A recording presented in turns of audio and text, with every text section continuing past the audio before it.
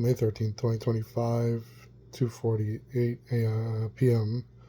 And I just wanted to get back to making videos about things that are on my mind. And one thing right now is I was sending some things back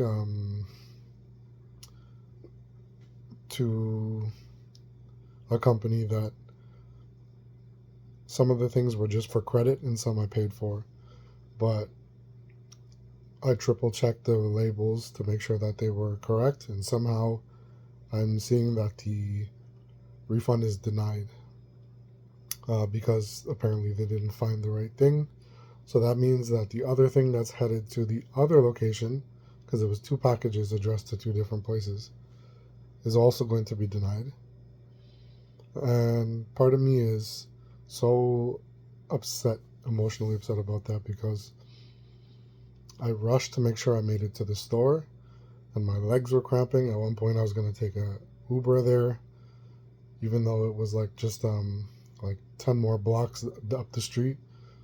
But I really hustled to get there in time, and only to find out that it's denied. Not only did I try to get there in time, but the return was about to close probably by today.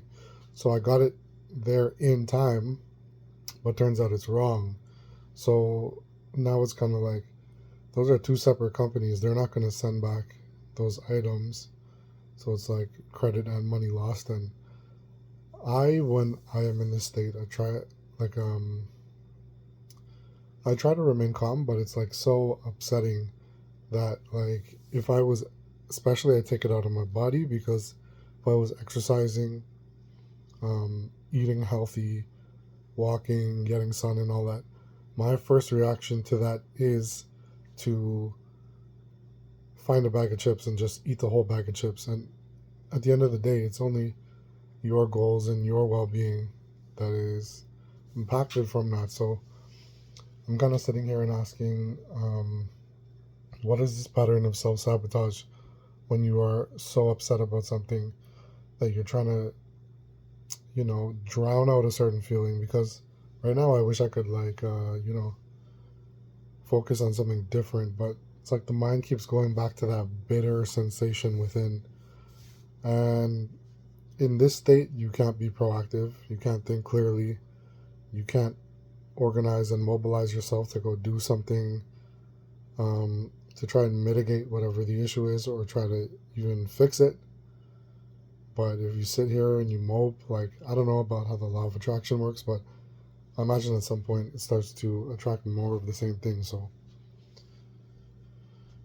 it's a difficult state, but I think if you slow down and accept the loss and consider that, the rest of the day is still here and so on and so forth, then you might be better off for it. So I just want to journal that right now, because it could be an ADHD experience with emotional dysregulation. It could just be a natural human experience.